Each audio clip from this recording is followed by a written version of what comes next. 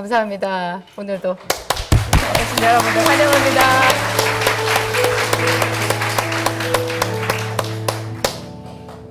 생각보다 많이 나오셨네요. 시간을 바꿔가지고 오늘도 기쁘고 감사한 마음으로 아침부터 마음이 벅차가지고 꿈을 꾸고 있는 것 같아요. 교회에 너무너무 좋은 일이 있고 또 정말 하나님께서 우리와 함께 하시는 것 같아서 그게 제일 기쁘죠. 여러분들 신앙생활 하다가 많이 기쁠 때 있어요. 정말 기쁠 때 다른 사람들한테 계속 자기한테 일어난 그 일을 막 자랑하고 싶을 때 있어요. 근데 보면 객관적으로 보면요, 그 사람이 이번에 받은 거 남들한테 다 있는 거예요. 다 있는 거예요. 근데 그 사람은 아는 거예요. 하나님께서 자기에게 행하신 거를. 그래서 하나님이 나와 함께 하시는구나. 그래서 너무 기쁜 거죠. 그래서 막 자랑하는데 다른 사람들은 100% 공감하기는 힘들어요. 다 각자 그 개인대로 있는데 저한테는 오늘이 좀 그런 것 같아요. 우리 목사님도 저는 안 한대요. 그래요.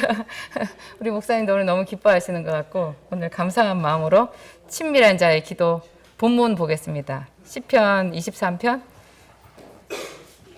1절부터 6절까지입니다. 너무 잘 알아서 다 외시죠? 함께 읽겠습니다. 여호와는 나의 목자시니 내게 부족함이 없으리로다. 그가 나를 푸른 풀밭에 누이시며 쉴만한 물가로 인도하시는도다. 내 영혼을 소생시키시고 자기 이름을 위하여 의의 길로 인도하시는도다. 내가 사망의 음침한 골짜기로 다닐지라도 해를 두려워하지 않을 것은 주께서 나와 함께 하심이라. 주의 지팡이와 막대기가 나를 안위하시나이다. 주께서 내 원수의 목전에서 내게 상을 차려주시고 기름을 내 머리에 부으셨으니 내 잔이 넘치나이다. 내 평생의 선하심과 인자하심이 반드시 나를 따르리니. 아멘.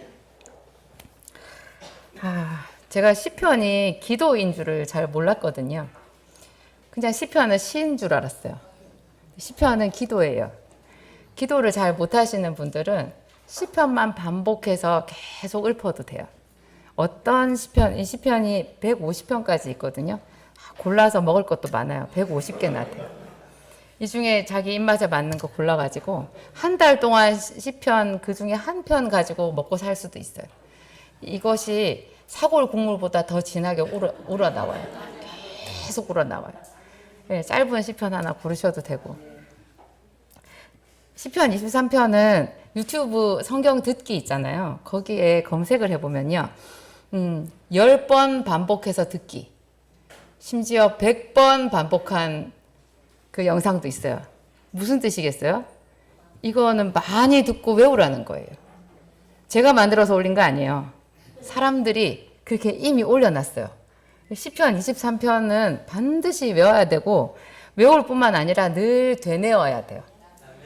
제가 이제 이게 기도인 줄을 알고 나서 얼마 전에 또 이제 시편 23편을 제가 볼 일이 있어가지고 자꾸 이걸 거듭해서 보는데 새로운 시각으로 이게 보이는 거예요. 새로운 시각으로.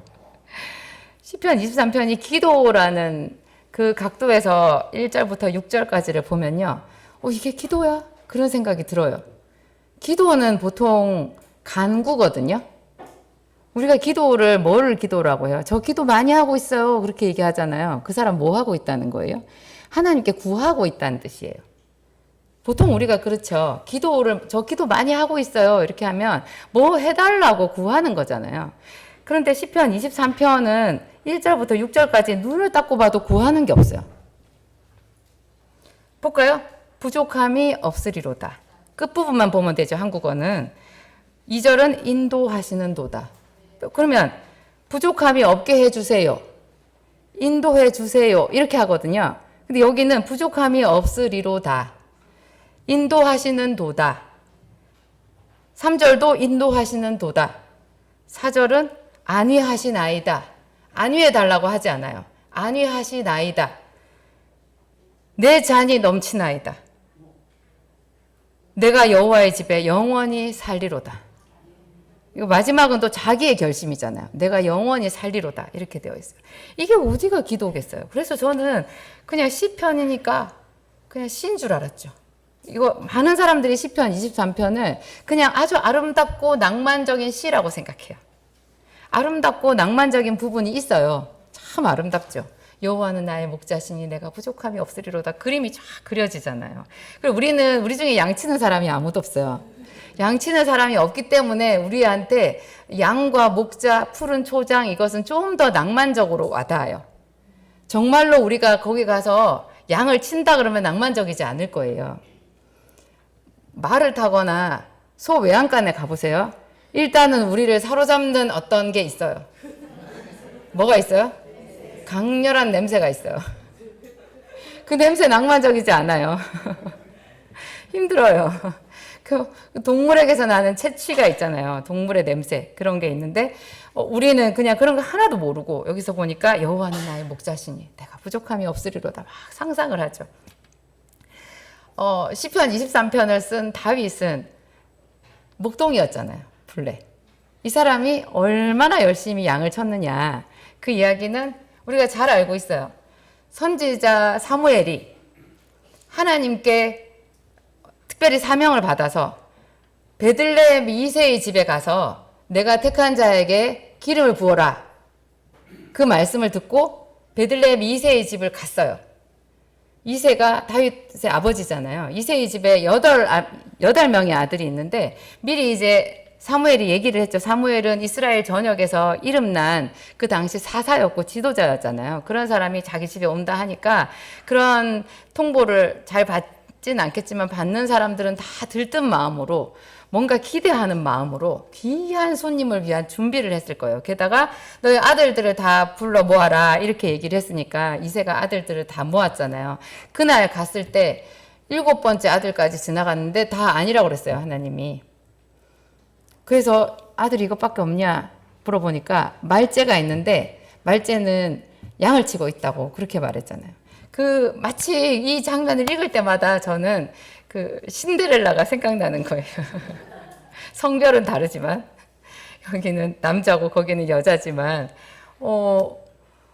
지금 마치 왕자가 온 것처럼 그 하나님께 특별하게 선택을 받고 기름 부음을 받은 어떤 지도자가 와서 축복을 해주려고 왔는데 그 자리에 형들은 다 있고 다윗은 없는 거예요. 근데 다윗이 들에서 양을 치고 있다 그랬거든요. 정말 양을 치는 데 있어서 다윗이 프로라는 것, 열정을 가지고 양을 쳤다는 것, 그때 그 당시에 놀랍게도 다윗의 나이가 아직 10대였다라는 것.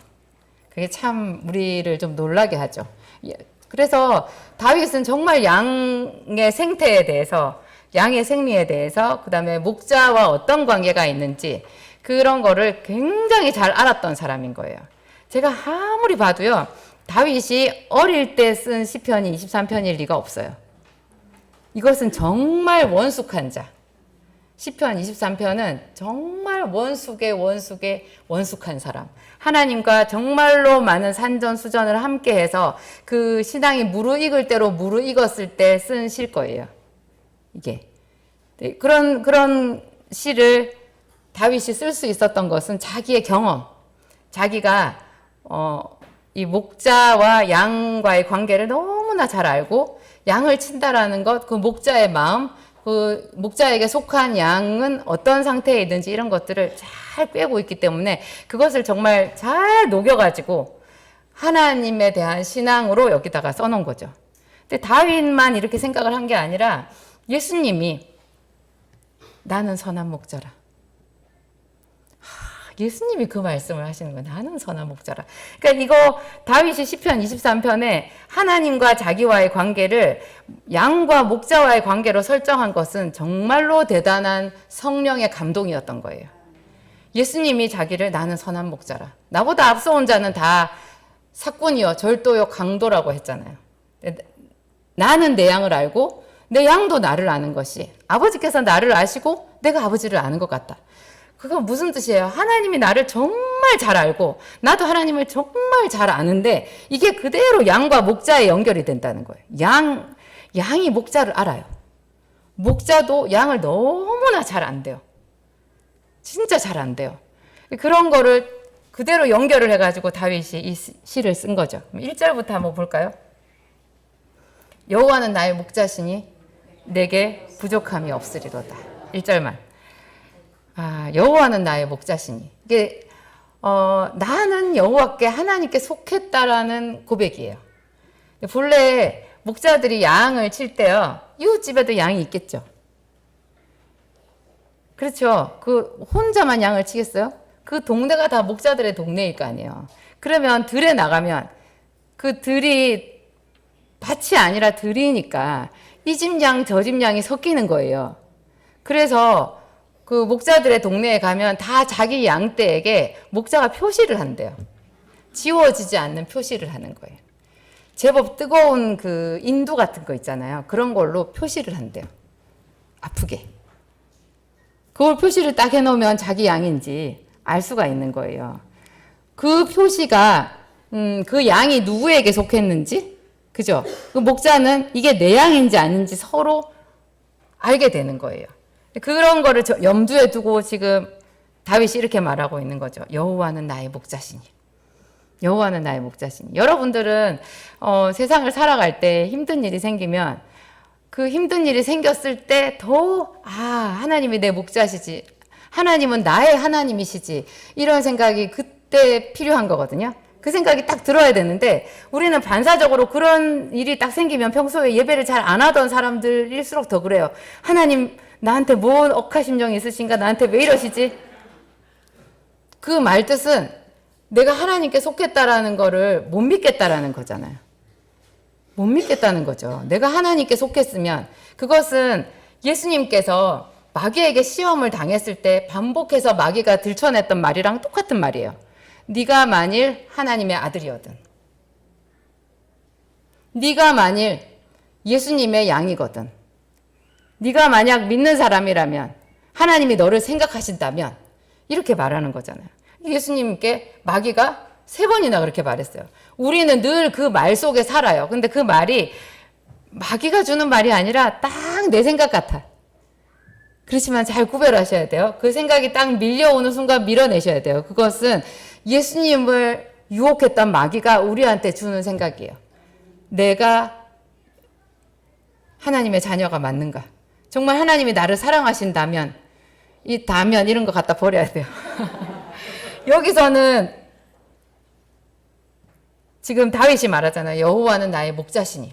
아까 그러면 1절부터 6절까지 간구가 하나도 없다, 구하는 것이 하나도 없다 그랬는데, 구하는 것 대신에 여기는 그럼 뭐가 있는 거예요? 전부 선포예요. 믿음의 선포예요. 이미 있는 것을 있다고 말하는 게 아니라는 걸 우리가 알 수 있죠. 예를 들면 내가 부족함이 없으리로다예요. 없으리로다.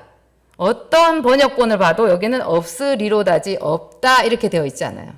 없구나 이렇게 말하지 않아요. 없으리로다. 이거 무슨 말이에요? 그러니까 지금 현재 부족함이 있다라는 거예요. 근데 부족함이 없으리로다. 그것은 믿음으로 앞장서서 지금의 현재 부족한 것을 그 한 발 넘어가서 믿음으로 넘어가서 선포한 거예요. 없으리로다. 여호와는 나의 목자시니.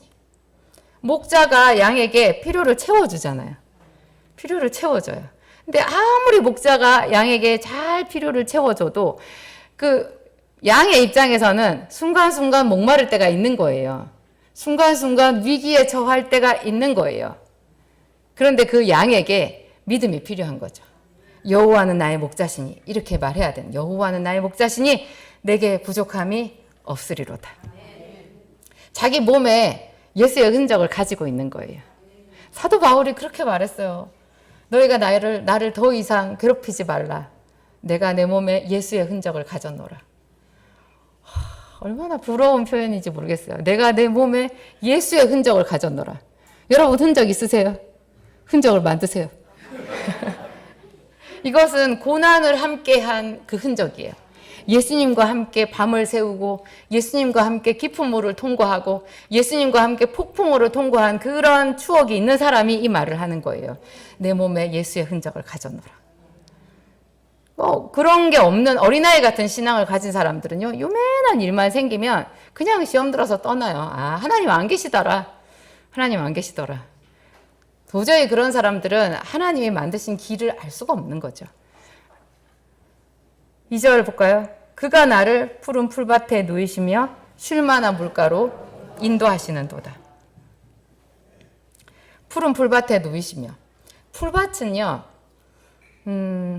보통 양을 치는 사람들이 우리가 상식적으로 알죠. 유목을 하잖아요. 돌아다녀요. 농사를 짓는 사람들은 자기 땅에서 계속해서 농사를 짓죠. 그래서 농사를 지을 수 없는 겨울이 되면 쉬어요. 양을 치는 사람들은 양은 계속 먹어야 되잖아요. 근데 양이 먹는 것이 풀이에요. 근데 이 풀밭에 양을 고정을 시켜놓고 양이 있는 그곳에 계속 풀을 뜯게 하면 거기가 황무지가 돼버린대요. 저희 목사님 그 농장 있잖아요. 거기에 가서 요즘에 제초 작업 집에 오면 그 얘기예요. 풀이 많이 자랐을 거라고.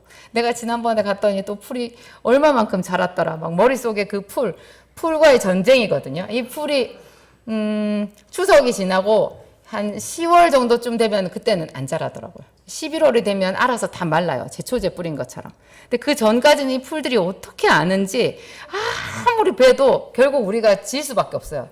제초제를 뿌리지 않는 이상. 그렇지만 우리나라는 농사를 지으니까 그렇고 이거 목초지가 있는 그런 동네는 보통 농사를 짓는 땅이 아니잖아요. 그 풀이 무성하게 자라지 않아요. 작게 자라죠.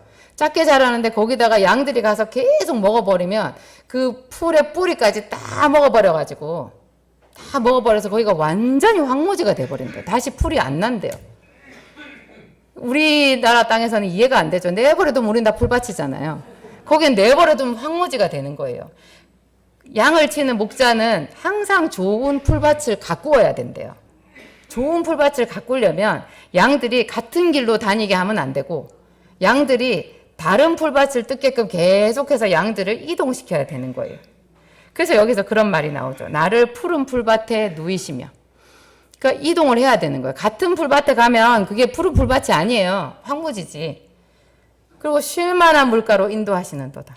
때로 물을 먹어야 되니까. 양도 물을 먹어야 되니까. 풀을 많이 먹지만 또 물도 먹어야 되니까 이렇게 인도해 주시는 거예요. 제가 사무엘상을 이렇게 초창기에 제가 읽었을 때 다윗이 이렇게 도망 다니는 그런 여정들이 쭉 나오잖아요. 이제 사울 왕에게 미움을 받아가지고 다윗이 도망을 다니는데 맨 처음에 도망을 간 곳이 그 높 땅에 있는 그 어떤 제사장한테로 갔잖아요. 근데 그 다음에 또 다윗이 사무엘한테도 갔었거든요. 그러면 사무엘한테 가면 제일 좋잖아요. 사무엘이 하나님의 사람이니까 사무엘이 있는 라마로 갔어요.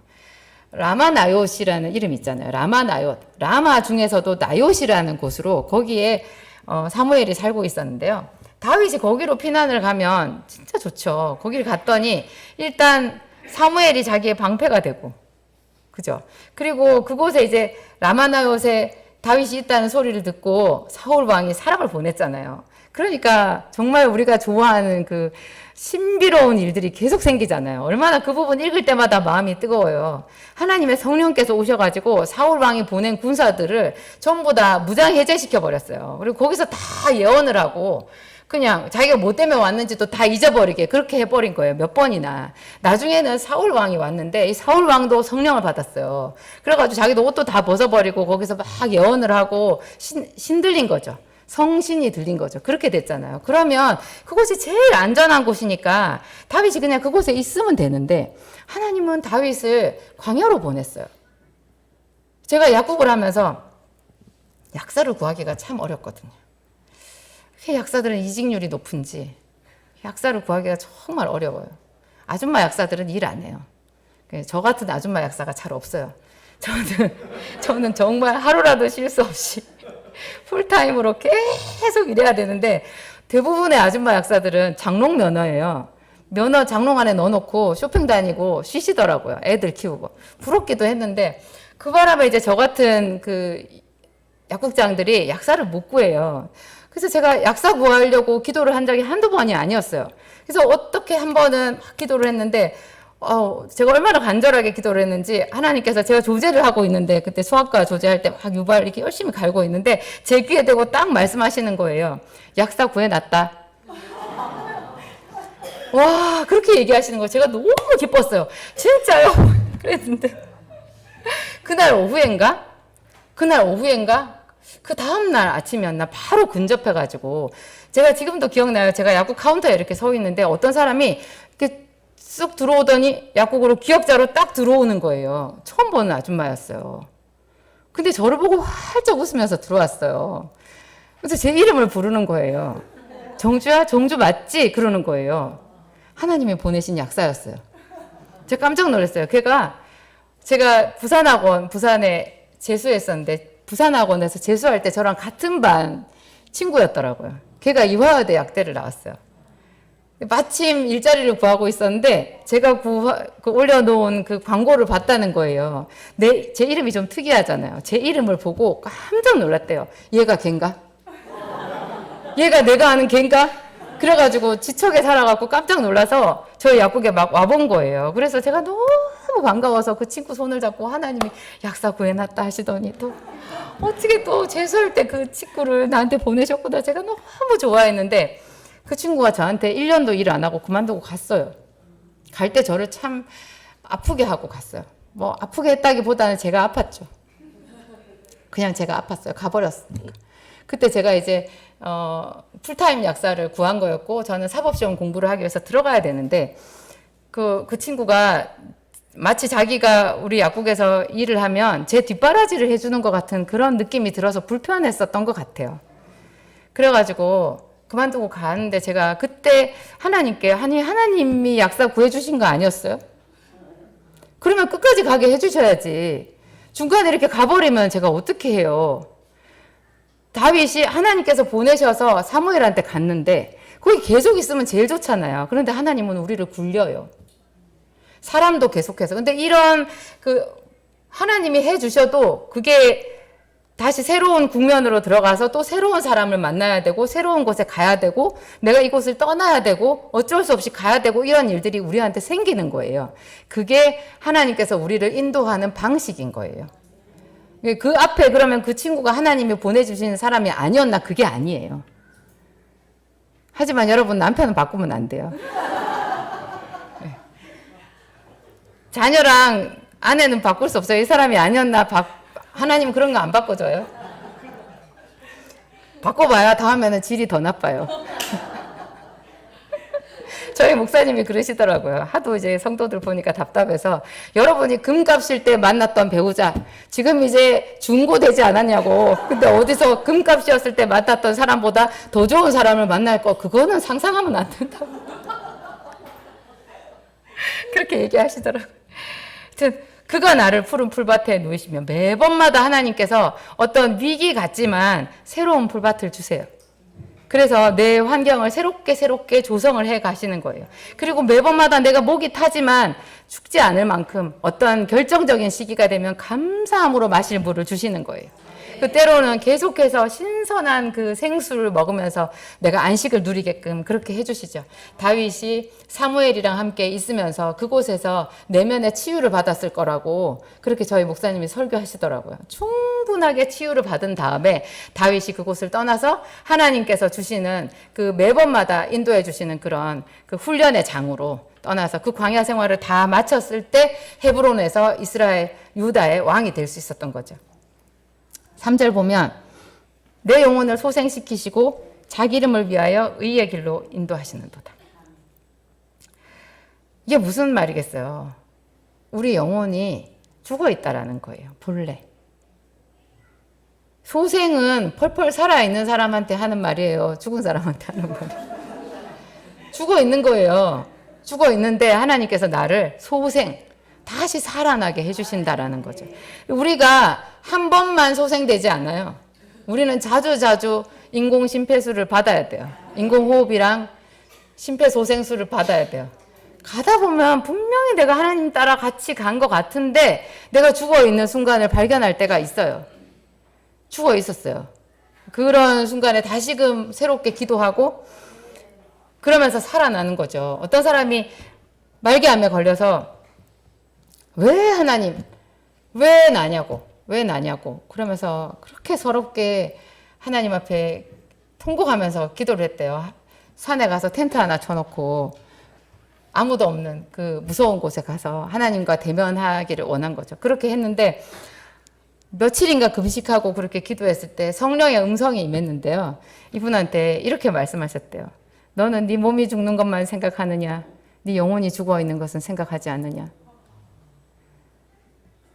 하나님이 보셨을 때는 그 사람이 영육이 다 죽은 거예요. 근데 그나마 몸이 죽어가니까 자기가 이제 각성하고 하나님을 찾잖아요. 그래서 정말 이 영혼을 소성케 되는 그런 일이 생기는 거죠. 우리가 어떤 위기가 닥칠 때마다 하나님 앞에 나를 소생시켜 달라고 그렇게 기도를 해야 되는 건 것 같아요. 왜 우리가 소생이 되지 않고, 그러니까 그 전에 죽어 있게 됐느냐? 그 다음 구절을 보면 알 수 있어요. 자기 이름을 위하여 의의 길로 인도하시는도다.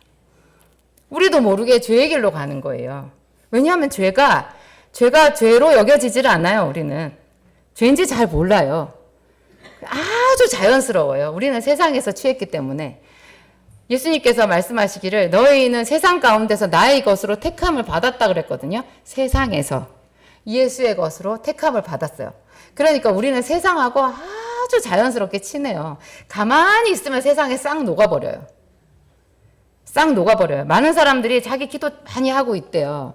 근데 그 사람들이 하는 기도가 저는 참 걱정이 되더라고요. 사람들이 기도라는 것을 오해해요. 이 기도라는 거요. 그냥 마치 정화수 한 그릇 떠놓고 비나이다 하는 그런 마음으로 마음속으로 계속 자기 소원을 하나님께 되뇌이는 거를 기도인 줄 아시더라고요. 근데 그 기도 아니에요. 기도는 그것보다 훨씬 더 차원이 높은 거예요. 그래서 제가 계속해서 저는 하나님의 이름을 불렀는데 예수님 그때 그 광명에 있는 그 교회 목사님을 통해 가지고 하신 말씀, 기도도 하지 않으면서 네 믿음이 어디 있느냐. 제가 그 전에 했던 그 기도 아니라고 얘기를 하셨는데요. 기도도 하지 않으면서 네 믿음이 어디 있느냐 하셨을 때 맞더라고요, 그 말이. 이 기도라는 게 자연스럽지 않아요. 그래서 우리 자신을 쳐서 시간과 장소를 정해놓고 무릎 꿇고 하나님이 주신 말씀을 더듬으면서 그렇게 하는 의지적인 이 기도가 있어야 그런 기도를 통해서 우리가 선악을 구별할 수 있고 하나님의 이끄심을 받아서 산길, 생명의 길로 갈 수가 있는 거예요. 그냥 많은 사람들이 성경 말씀도 뭐 내가 대충 다 알고 있는 것 같고 내가 또 많이 외운 것 같고 나는 예배도 드리는 것 같고 그냥 편안하게 이대로 가면 별일 없으니까 가면 나는 잘 가고 있는 것 같다 생각하죠. 그런데 어느 순간에 한 번씩 위기가 닥칠 때마다 우리가 이런 고백을 하게 되는 거예요. 내 영혼을 소생시키시고 자기 이름을 위하여 의의 길로 인도하시는도다. 고난이 닥칠 때 내 영혼이 죽어 있다라는 것을 발견하게 돼요. 4절에 보면 내가 사망의 음침한 골짜기로 다닐지라도 해를 두려워하지 않을 것은 주께서 나와 함께 하심이라. 주의 지팡이와 막대기가 나를 안위하시나이다. 다 좋기만 한 게 아니라는 게 딱 나오죠. 사망의 음침한 골짜기로 지나갔다고 하지 않았어요. 다닐지라도. 다닌다라는 건 뭐예요? 반복이에요. 그러니까 다윗이 나이가 많이 들어서 이 시를 지었다라는 거를 알 수 있어요. 젊은 애들은 사망의 음침한 골짜기로 다니는 거 잘 몰라요. 자기가 산전수전 다 겪어보니까 여러 차례 사망의 음침한 골짜기를 지나간 거예요. 그래서 다녔다라고 그렇게 얘기를 한 거죠. 그러면 이런 길을 다니면 하나님이 나와 함께 계신가? 이런 생각을 그 순간에는 했을 텐데 이런 모든 과정을 다 지나고 나서 다윗이 둘러보니 다시 되돌이켜보니 주께서 나와 함께 하셨다라는 거예요. 그래서 자기는 앞으로는 그런 사망의 음침한 골짜기가 또 나한테 와도 내가 죽을까 해를 받을까 두려워하지 않을 거라고 말했어요. 두려워하지 않을 것. 이건 미래잖아요. 과거의 경험에 비춰서 앞으로는 이런 다시 또 사망의 음침한 골짜기가 와도 주께서 나와 함께 하시는 줄을 알고 내가 두려워하지 않을 것이다. 이렇게 선포를 한 거죠. 주의 지팡이와 막대기가 나를 안위하시나이다. 이 목자의 지팡이가요, 목자의 막대기가 되게 그 양과의 어떤 친밀한 도구예요. 양을 셀 때요, 자기 지팡이 밑으로 지나가게 한대요. 양이 어디 구덩이에 빠졌어요? 지팡이가 끝이 구부러져 있죠. 그 구부러진 지팡이에다가 양을 딱 실어가지고 꺼낸대요. 막대기요, 말 안 듣는 양 궁둥이 때릴 때 써요. 엉덩이를 한 대 세게 딱, 그 양들 중에서 아주 고집이 세고 못된 양들이 꼭 있대요. 그래서 절대 목자가 가지 말라고 한 그곳으로 꼭 가가지고 그 있는 그 구덩이, 살짝 그 구덩이 그런 데 숨는 거를 좋아한대요. 그럼 다리도 짧은 것이, 털도 긴 것이 그 우물욱한 곳에 들어가면은 딱 뒤집어지는 거예요. 그러면 내 다리가 하늘을 향해서 딱 올라가는 거죠. 이 양이 몸이 무거워서요, 제자리로 못 돌아온대요. 거기서 막 보둥거리다가 혹이 4개가 있잖아요. 그 위장이죠. 위장이 몇 개가 있잖아요. 그 중에 어떤 위가요, 다른 위를 눌러가지고 죽는데요. 몇 시간 안 간대요. 꼭 그 반복해서 그런 나쁜 짓을 하는 양들을 딱 찾으면 목자가 가서 지팡이로 꺼내가지고 막대기로 궁둥이를 한 대 딱 때려주는 거죠. 여러분, 이 엉덩이 맞는 거 축복인 줄 아셔야 돼요. 할렐루야, 하나님 감사합니다. 엉덩이 맞아 보셨죠? 네, 조금 아팠죠? 주께서 내 원수의 목전에서 내게 상을 차려주시고 기름물 내 머리에 부으셨으니 내 잔이 넘치나이다. 원수도 만난다는 거예요. 정말 죽을 것 같은 그런 원수도 만나는데, 우리 다니엘 얘기 들어보면 알잖아요. 다니엘의 그 사자굴이 다니엘을 참수하던 모든 원수들을 일망타진시킨 능력이 됐죠. 다시는 다니엘을 참수할 그런 용기를 낼 족속이 없었을 거예요. 그렇게 한순간 자기 식구들까지 몽땅 다 사자밥이 되고 말았잖아요. 주께서 내 원수의 목전에서 밥상을 차려주시고 기름을 내 머리에 부으셨으니, 이 기름이 성령의 기름 부으심이죠. 우리에게 능력을 주시고, 이 기름을, 양에게 기름을 바르면요, 이게 양에게 가장 좋은 방충제래요. 우리 강아지 키워보면 알잖아요. 기생충이 있거든요. 양도 기생충이 있는데요. 그 기생충이 양의 코로 들어가서 이 코에다 알을 깐대요. 그래서 코에다가, 요 머리에다가 방충제 기름을 좀 발라놔야지 그게 벌레가 알을 못 가는 거예요. 그걸 내버려두면 벌레가 여기서 알을 까가지고 이 코 속으로 들어가서 뇌로 들어간대요. 양이 미쳐서 죽는데요. 그래서 어떻게 이게 기름을 머리에 부으셨다라는 이 말이 어쩌면 양한테 목자가 하는 일이지만 정확하게 우리에게 필요한, 예수님께서 우리에게 예루살렘을 떠나지 말고 아버지께서 약속하신 바 성령을 기다리라고 했잖아요. 그거랑 정확하게 이렇게 일치할 수 있을까요? 내 평생의 선하심과 인자하심이 반드시 나를 따르리니 내가 여호와의 집에 영원히 살리로다. 다윗이 자기의 인생을 쫙 평가를 해보니까 정말 자기 인생의 굽이 여호와의 선하심과 인자하심 그것밖에 없었다라는 거예요.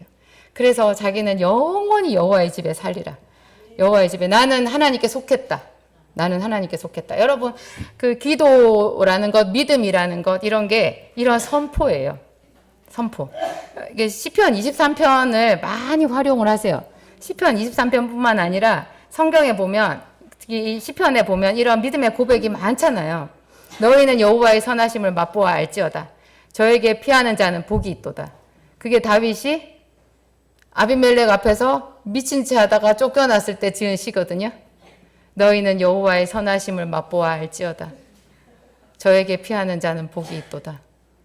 그것만 있는 게 아니에요. 젊은 사자는 궁핍하여 줄일지라도 여호와를 찾는 자는 모든 좋은 것에 부족함이 없으리로다. 미친 채 하다 쫓겨났는데 젊은 사자도 안 부럽다는 거예요.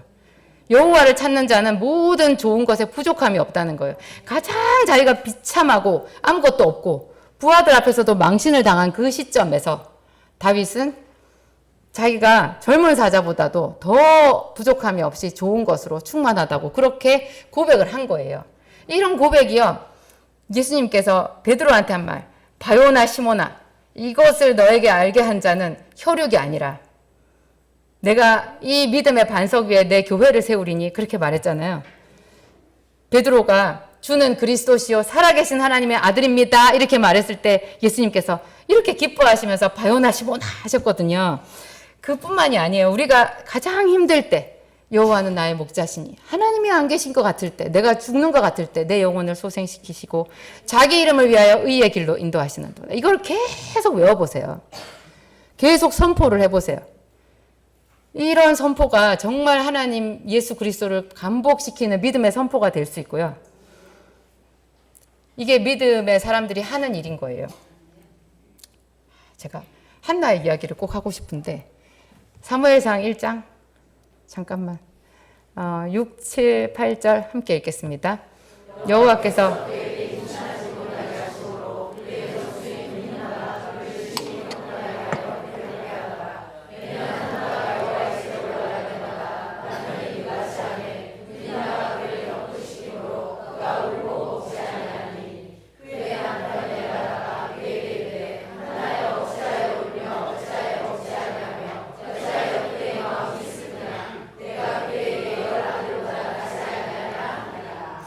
이 부분에 한나는 아주 평범한 여자예요. 한나가 기도했다고 나와요. 한나가 자식이 없는데 하나님 자기 남편의 사랑을 많이 받으니까 또 다른 아내였던 브닌나가 질투심에 계속 격동을 시키잖아요. 못 살게 굴잖아요. 그러니까 한나가 그게 너무 서러워. 가만 내버려둬도 서러운데 내버려둬도 자식이 없어서 서러운데 그 분인다가 자기를 이렇게 괴롭히니까 얼마나 서럽겠어요. 그러니까 한나는 계속 울었어요. 한나가 징징 짜면서 우니까 남편이 영문을 모르고 그대에게 내가 10아들보다 낫지 아니하냐. 자식이 없어서 우는 줄은 이제 짐작해서 아나 봐요. 그러니까 내가 10아들보다 낫지 아니하냐. 어찌하여 울며 어찌하여 먹지 않느냐. 이러면서 위로를 해줘요. 근데 한나가 그쳤더라. 아니에요. 한나는 계속 울었어요. 이것이 평소에 우리의 모습이에요. 평소에 우리의 모습. 근데 그 뒤에 다시 사무엘상 또 있죠. 10 몇 절 있잖아요. 함께 읽겠습니다. 한나가 대답하여 이르되 내 주여 그렇지 아니하니이다. 나는 마음이 슬픈 여자라. 포도주나 독주를 마신 것이 아니오.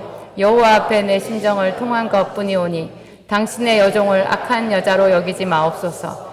내가 지금까지 말한 것은 나의 원통함과 격분됨이 많기 때문이니이다 하는지라.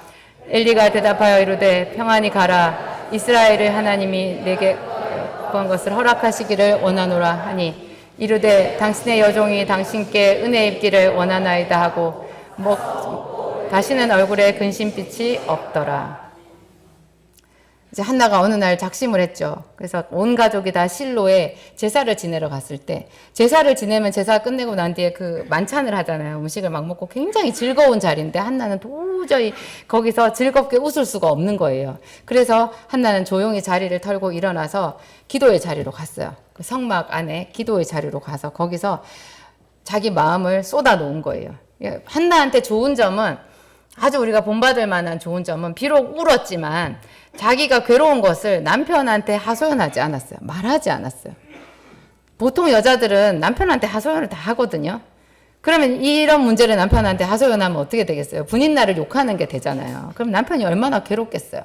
그런 얘기를 막 하고 나면 사실은 자기가 하나님 앞에 가서 쏟아 놓을 게 없어요. 남편 실컷 바가지 긁고 거기서 싸우고 와서 기도가 잘 됐더라. 이상한 거예요. 입을 다물어야 여기 와서 할 얘기가 있어요. 그래서 한나는 그거를 아주 잘했어요.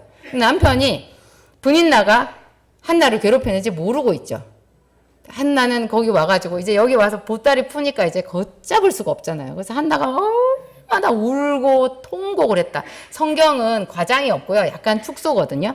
근데 성경에서 한나가 통곡하여 이르되 이렇게 했으면 그 통곡의 정도를 우리가 상상을 막 해야 돼요. 살을 붙여서. 얼마나 통곡을 했나 거기서.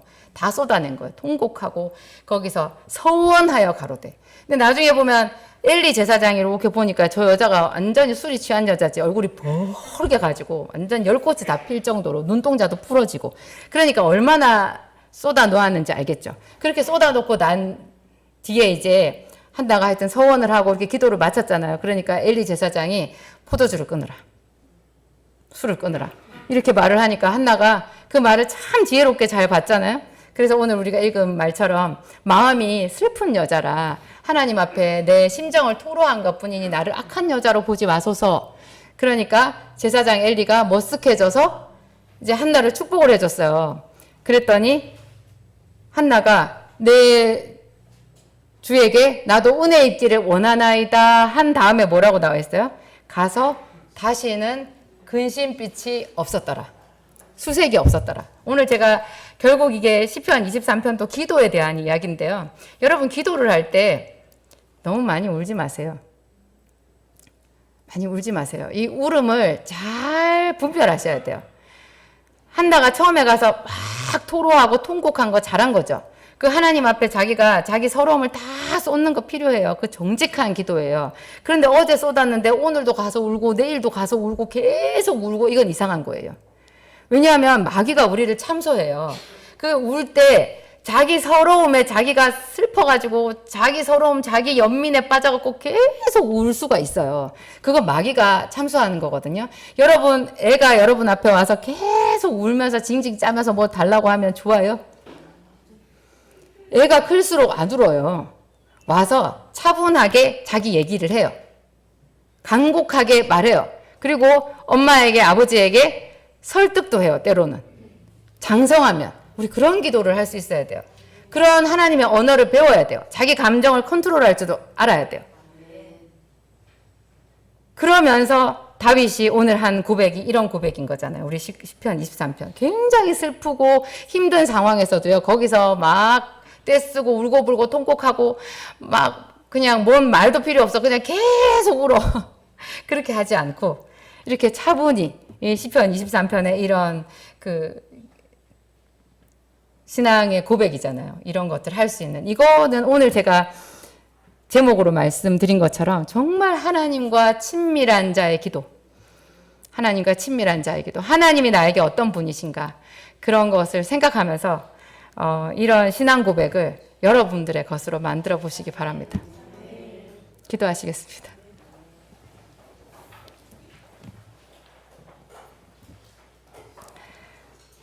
하나님 아버지, 다윗을 기르셨습니다. 목장에서 다윗을 이끌어내셔서 훈련하시고 단련하시고 이스라엘의 왕이 되게 해주셨습니다. 목양장은 다윗을 기른 아주 좋은 교육장이 되었습니다. 오늘 우리의 삶도 하나님께 올려드립니다. 다윗이 여호와는 나의 목자시니 내게 부족함이 없으리로다 고백한 것처럼 오늘 우리도 하나님께 속했음을 감사하고 하나님께서 우리를 보호하시는 줄을 앞서가서 선포하며 성령과 동행하는 삶을 살기로 합니다. 도와주시옵소서. 우리 눈에 하나님이 보이지 않고 하나님 척박하고 어려운 일들만 보인다 할지라도 하나님 당신을 신뢰하며 믿고 앞서가서 믿음으로 선포하는 믿음, 그러한 신앙생활을 하기 원합니다. 성령님 도와주시옵소서. 오늘 우리가 다윗처럼 더 깊은 신앙 고백으로 더 차원 높은 기도로 믿음으로 하나님을 기쁘시게 해드리겠습니다. 성령님 오셔서 우리 안에 오셔서 감사의 제목이 떠오르게 하시고 믿음의 신앙 고백을 할 수 있도록 도와주시고 하나님 주변에 우리 주 예수 그리스도를 아는 빛을 나타내도록 도와주시옵소서.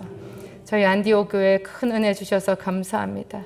하나님 이 교회에 속해서 또 각자 자기의 섬기는 그 교회에 속해서 주의 이름을 부를 수 있음이 얼마나 기쁜 일인지요. 여호와는 나의 목자시니 고백한 것처럼 우리는 주 예수 그리스도께 속했고 예수님을 알고 예수님은 또한 우리를 아십니다. 하나님 감사합니다. 우리에게 예수의 흔적을 주시옵소서. 그 예수의 흔적으로 담대히 세상을 이기며 승리하겠습니다. 주님 오늘 우리의 기도를 연락하여 주옵소서. 예수님 이름으로 기도합니다.